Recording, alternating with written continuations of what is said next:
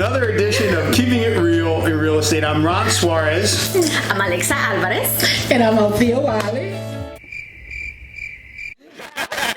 You want me to introduce myself? We are Keeping It Real. And we have the one and only City Manager of Stuart, Dyess. Yes. Yeah, we have the same situation with the keys and Kais, so we never know which way to the right. So. Absolutely. Don't use your phone to pronounce it because it'll come up all crazy. All crazy. Absolutely.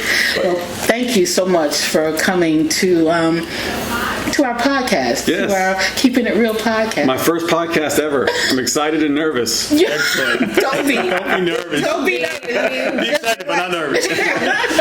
For sure. Yes. So you are a very impressive person. Anyone that reads your LinkedIn profile or just a profile about you, you're former chief of police of Stuart, had an impressive record, a lot of stories there, and now you're the city manager. And it's very impressive to look up. Anybody wants to look them up. It's a good read. So how do you like the new role as a city manager? It's interesting. Obviously, it's very different than the law enforcement side, so it's a little getting used to. But I enjoy both careers a lot. My heart and soul has always been in law enforcement, and still kind of lies there some. But this new career has been challenging and has opened up a new realm of possibilities for me. And so I really have enjoyed doing it for the past 3 years. That's awesome.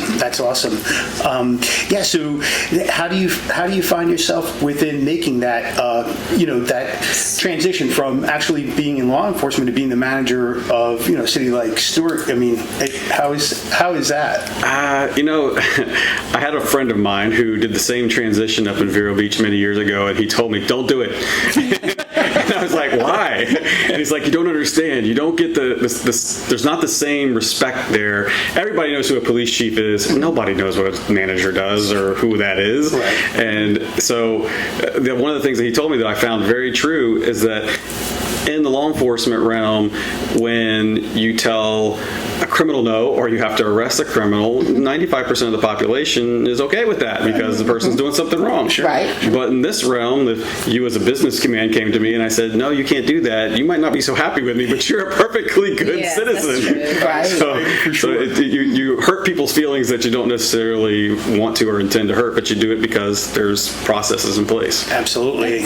Certainly a fiduciary responsibility to the town, and you answer to the commissioner. So that's another responsibility. So that's awesome. That really is. So since you've been a sheriff, right, and now a city manager, you just made me sheriff. Yeah. Hear that? Yeah, I saw hear that?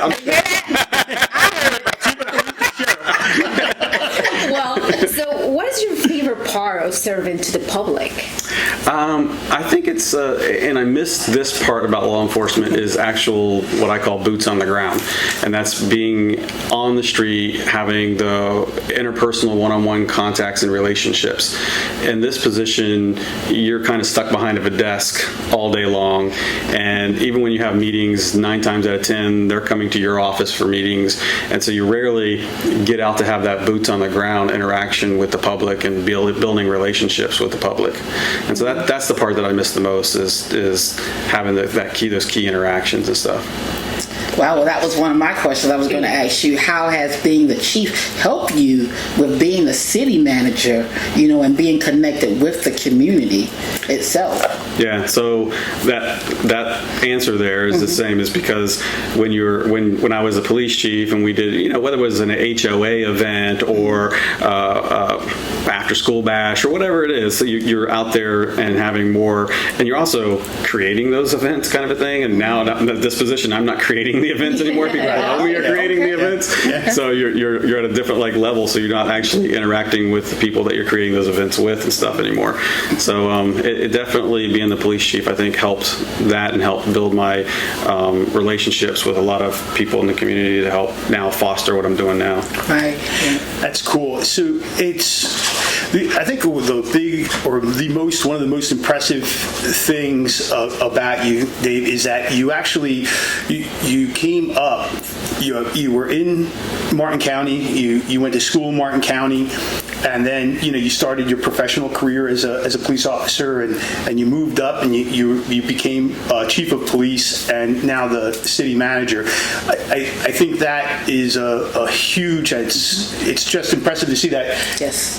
One of our own residents are actually able to do that. Growing up, what got you into that position as being a police officer? So interestingly, when I've had this desire or fascination with law enforcement since I was a kid during Hurricane David. And so during the eye of Hurricane David, there was a Stuart police car. I lived in the city of Stuart, grew up here, right off Kenner Highway.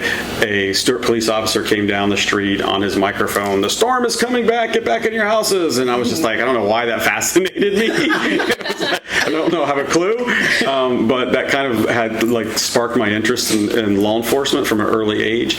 But then when I got into high school, I fell into the technical side of things, where I went through the electronics program. And there we go. Hey, that's my background. So I went through the electronics program. My father had passed when I was 5, so my instructor was an African American male who kind of took me under his wing, and really I spent my lunches there. I spent my after school in his classroom. I fixed other teachers' TV sets. He got me involved in this Vocational Industrial Clubs of America. I won first in the region and third in the state of Florida in industrial electronics, and so that's where my path was really headed. Sure. And he got me a job at a company here called Cotronics, and I eventually became their computer manager, and that's where my computer skills started. And for all intents and purposes, that's where I was going, but I knew nothing about college. My family knew nothing about college. No one in my family had been to college. My mom didn't know anything about college. Right. And so I kind of just was like, what can I do? And I went and became a reserve at the police department and took that path. Wow. That's awesome. And you went to school here in Indian River? Yeah, so I went to Park Elementary, Stuart Middle School, Martin County High School. I went to Indian River Community College, got my police certification there, my associate's degree there, and back then they didn't have the full 4-year program. Right. And then I went on to Nova Southeastern and then Barry University for my master's degree. That's awesome. That's fantastic. And all while working. So for anybody that's out there that's listening, see, it's actually, it could be done. Right. It's never too late. I got my degrees in my 30s and 40s, so that's fantastic. And truly being a product of this community, and as a manager, city manager, how the growth, you've seen a lot change in this community. Tell us about that change through your eyes. Yeah, so as a kid, there wasn't a whole lot here, obviously. So you've seen a lot of change there. I was talking to Althea not long ago here about the Mayfair Theater having the theaters in the Mayfair Plaza, and there was a Piggly Wiggly store behind it, and there was a Purple Pickle on the other corner. There wasn't a whole lot. I think there was maybe one red light and that sort of thing. And I lived back behind that neighborhood down there, and so it was very different then as well. You could ride your bicycle and go anywhere, and you were safe, and no one really had a problem with it. And there was a couple of arcades, Tommy's Arcade, the Snack Basket, which was in front of the Snack Basket in front of the Publix shopping center, and so that's where you spent my time at.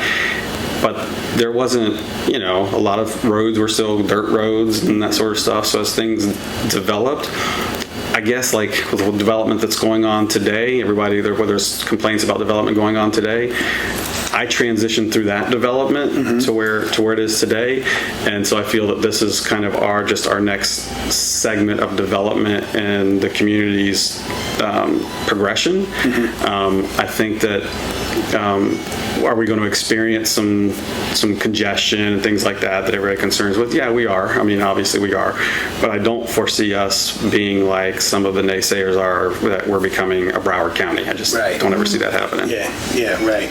But it's certainly the local mystique to our town is the fact that it has the right balance right now, right between residential and businesses, right? Yes. In the city, I mean, the city's very small. We're only 6.6 square miles, and so in the city, our makeup right now, while our residential side is more, we have 9,900 parcels, and 1,700 of those parcels are commercial, but our tax base from that commercial is 52% of the tax base. Right. So it's a good balance that helps make our budget run. Sure.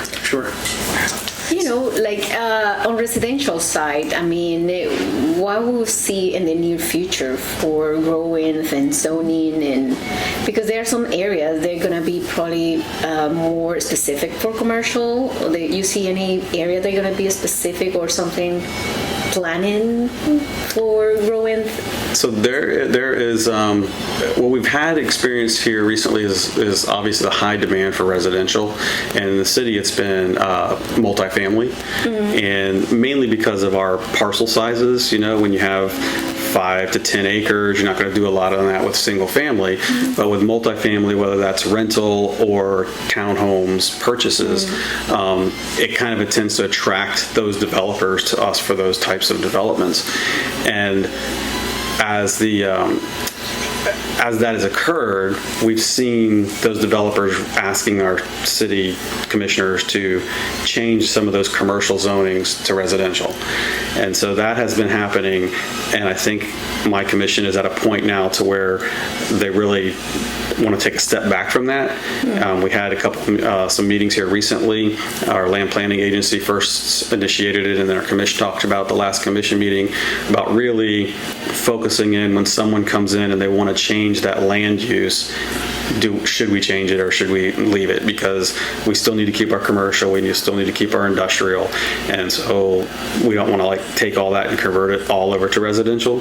So they'll be looking at those parcels a lot heavier if it's not already zoned residential. Sure. And trying to keep it where it's So now at. you can tell how hard is the position between that and the Oh my- Yes. Now, so it's like, A lot easier to walk the beat, wasn't it? Yeah, it's grueling. It really is. It's difficult to have learned all that stuff in the last 3 years. I mean, I tell everybody, I have 10 different departments. So when I came in here, most of the departments I was able to pick up on rather easily or comprehend easily.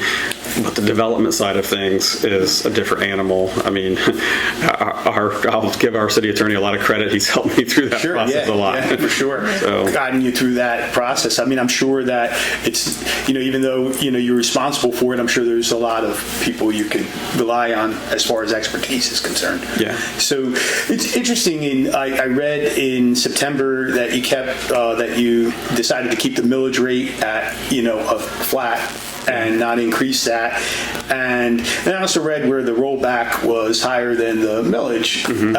What's the difference between that? Like for folks that are just listening, between millage and rollback, what is that?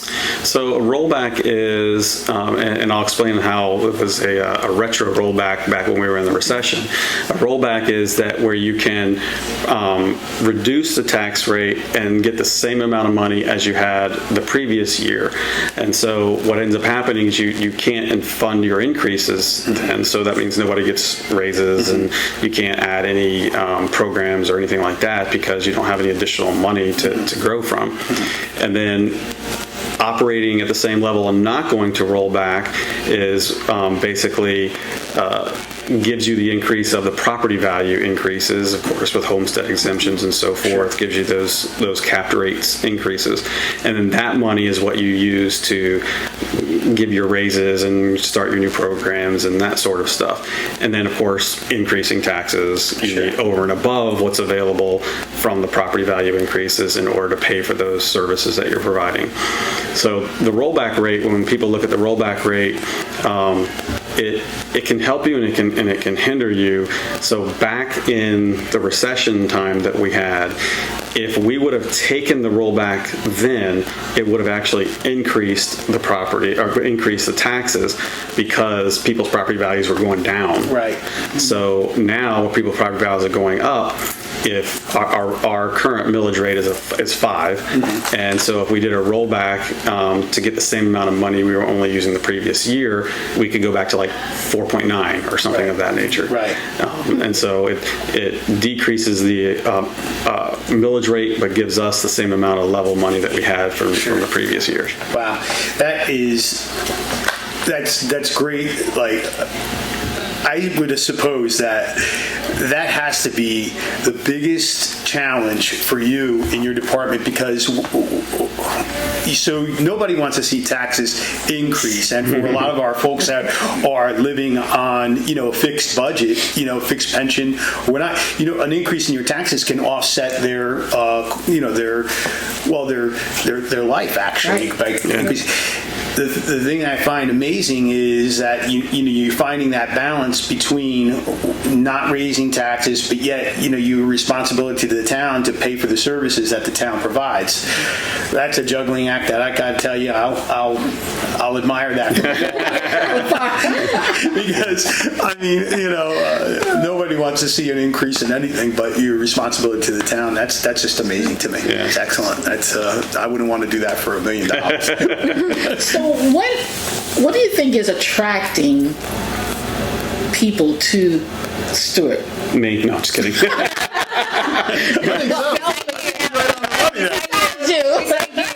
Besides you being a great city manager, the selfish capital, what is the main attraction here?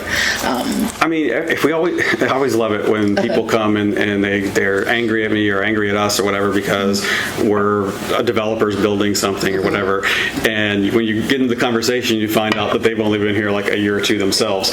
So it's like, oh, I got here, now I'm shutting the door and I don't want anybody else to come in, kind of a thing. That's a good point. So, this area, people do their homework. And so developers do their homework to determine where they want to build at. People do their homework when they determine where they want to move to. And there's a lot of attractive offerings in this community that people like. We're still, Martin County as a whole still has 4-story height limits, which people like. They don't want to feel the skyscraper height limit type deal. We still have a very vibrant downtown that's attractive for people. And it's still, even though, and I say this because everyone talks about traffic when it's wintertime because our traffic is bad in the wintertime. And so even though people are seeing the traffic from our friends from the north right now and stuff like that, it's still easily commutable. You go down to Miami, it's not so easily commutable. No, definitely No, right. Yeah, I agree with that. Yeah, you park your car on a Monday, don't pick it up again until the following Monday. Right. We're still a coastal community. We're surrounded by, it's a beautiful river that, we're all working very hard to keep clean and keep algae away. And so there's a lot of work going into that. I can sit at my office now, which is also on the water, and see the So this return. beautiful office was not really impressive to you, right? I haven't seen the windows yet. I haven't seen the windows yet. By the way, folks, we're here at our Kai's office on Osceola Street. Yeah, we're in the lobby. Right in the lobby. We tempted him with the view. But he has a view. He hasn't seen it yet because we see at the door and right away sit down. We promise we'll show him. But there's a lot of sea life and stuff coming back. Yes. You can see in there. So Definitely. who wouldn't want to live here? Right. People retire here. Great schools. Yes. Our school system is fantastic. So. And you just had a groundbreaking yesterday at the water department. Tell us a little bit about that groundbreaking you had. Yeah, so we are investing in that particular structure is just under $17 million, but total it's about $22 million into a reverse osmosis Florida aquifer well. So it's a deep well. Right now our wells go into what's called a sufficient well. It's a more shallow well. And so there's more ability for contaminants and stuff in that well. And by going to this deeper well, you use reverse osmosis to clean it and to desalinitize it for the salt. And that's going to provide drinking water for our community for many, many years to come. Which already does have a great drinking water, I'm telling you. Yes. Yes, it does. is. Yeah. That's Yes, best it is. water. Yeah. Absolutely. Use it in the ice cubes. Right. Just By the way, Just you know, don't get wrong started. Yes, that's right. yeah. Get them started on that. Is this some high quality Stuart H2? Very good. Went right back there, pulled it right out of the river. That's awesome. Wow. What do you find is the best part of your job? If you had to say that one part was the best, what would you say? I would have to say providing a happy environment for the employees and staff to be able to do their jobs, to be able to facilitate their jobs. When I came to this position, my very first meeting, I told my department directors and whatever staff that was in the room that I wanted us to be the Chick-fil-A of government. And some people laugh, like that's not going to happen. Nice. But I was like, and my philosophy is if they're happy, they treat citizens right. Yeah, that's a great philosophy. Amazing. Yeah, I mean, what more could you ask for as an employee to know that the city has your back and that they're giving you what you need to be able to do your job, in the best way possible. Right. So for sure, that's fantastic. What's the part that you least like about your job? Raising taxes. Well, sitting at commission meetings until 10 o'clock at night. I'd have to say, honestly, I find it, like I always say, running the organization is the easier part of my job. And don't get me wrong, the commissioners are, I love them all. They have a job to do, but all of them, there are 5 of them are my bosses. They all have their own, everybody has their own personality. They're not allowed to talk to each other unless they're in a publicly advertised meeting. So one wants to go this way, one wants to go this way, one wants to go this way, and one wants to go that way, and I got to try to get all of them to go this way. Yes. That must be a lot to manage. I mean, really and truthfully, it's like the quarterback of any team, making sure that everybody's where they got to be. That's interesting. That really is. Yeah. So I wonder, how would you propose to make the citizens in our community to be more active to the local? Active in the government system? Yes. That is challenging. So and I have commissioners who very, very much want citizen input and citizen involvement and want to hear from citizens, and then we'll be in a commission meeting and there'll be one person in the room, one citizen in the room. So, and I get it. People have lives. We all have jobs. We all, have kids. And so you go to your work, you come home, you do your dinner, you got your kids' things, and I'm not going to a commission meeting. It's crazy. Mm-hmm. So I would say, go to our website, go to our Facebook page, see what's going on within the city and the community. We post every beginning of every month on our Facebook page of what's happening in Stuart for that month. So all the different events and stuff that are going on in the city are posted there, and a one-stop shop post. And sign up for our newsletter so you can be informed of what's happening on the inside the government, kind of a thing. That you can also do from the front page of our website, and reach out to your commissioners. If you have something that you don't agree with, or if you do agree with, reach out to the commissioners and let them know about that, because they do take every single citizen input.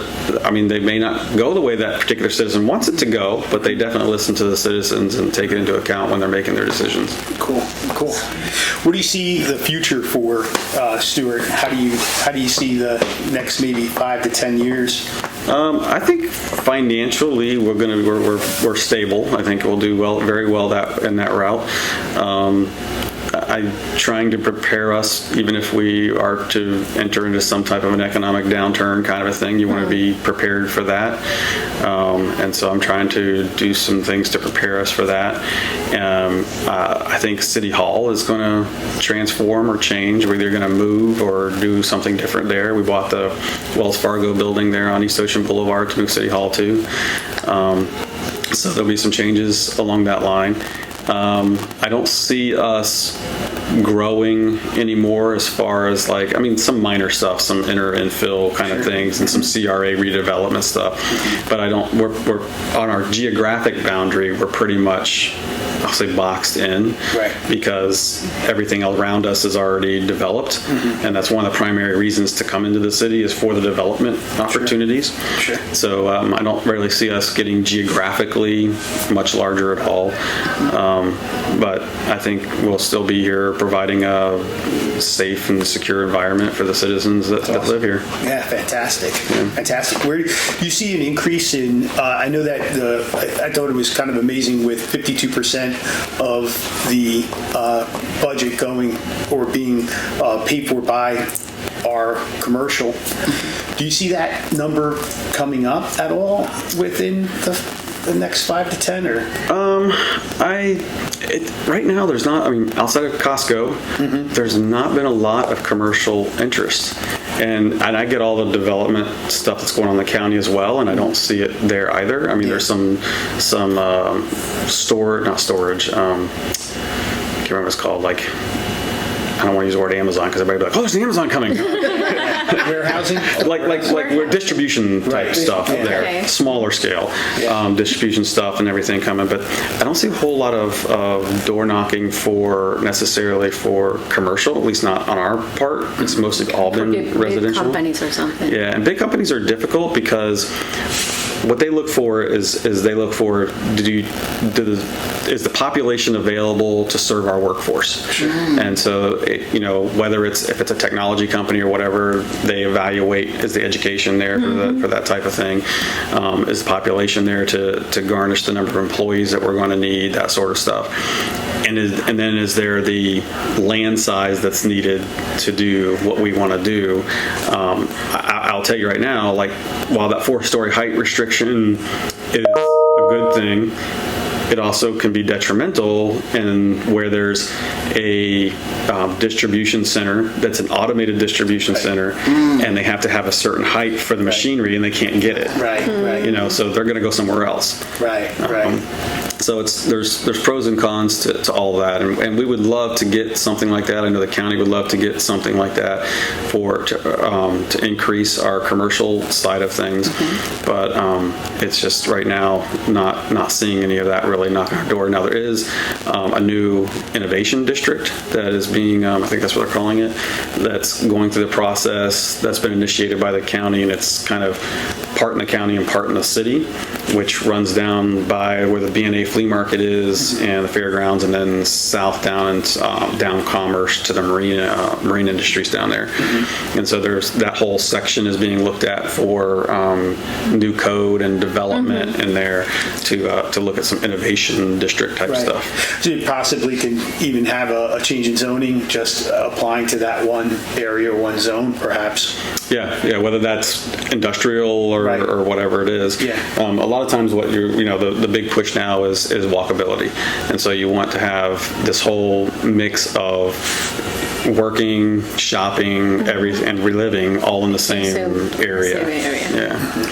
So that's kind of like, so there's some residential pieces in there now, a few of them, and then there's already the marine manufacturing and stuff down there off Commerce, and then there's turbo combustors is already there, and now you have the flea market coming into play there. Sure. So that's interesting. What are some of the things that are happening downtown that could attract someone to come downtown and be a part of the downtown lifestyle living? So downtown is an interesting character because we have a code in downtown that prevents what's called formulary retail. So you can't be a Trader Joe's. You can't be if you have more than, I think it's 4 or 5 stores, you can't be in downtown. So it caters to boutique type stores. Nice. I think Duffy's was the one that got in. That's got probably now has more than the amount of stores there should have. And then obviously there's those boutique stores, which are a major attractor, and then we have some very fine dining down there. Yes. Our Christmas party is tomorrow down there. Nice. Yeah. At the Martier. Yeah. Which is just, if you haven't been there, folks, let me tell you, nice place. Yeah, the Hudson's on the river, that'll be opening in January. So it'll be interested to see what that's like and what the food's like there. I've been in there. It's going to be a really nice atmosphere in there. Collab's open. We were there recently. It's very nice in there. So outside, they did an amazing job there. Yeah. It's really nice in there. So unfortunately, we could talk to you for hours. I have a question. Look at that. I know. But our time is coming to a close, and I just really appreciate you, taking the time to just come see us. And I told you he was awesome. I know. She told us all about you, and it was really great meeting you. And Stuart served well with thank you for this. And, really appreciate it. Yeah. Thank you. For real, right? Yep. So folks, if you like the video, please hit like and subscribe. And if you have any topic or anybody that you'd like to see on our show, please send us a line and we'll be more than happy to accommodate that. But me, Ron Suarez. Alexa Álvarez. Alfio Alvarez. Hey, guys, I'm in. Thanks for joining us. Thank Goodbye. you. We'll see you next week. Have a great day. Bye. Bye-bye. Thank you so much. Thank Wasn't too you. bad, right? No. No. That's cool. Let's do it again. All over.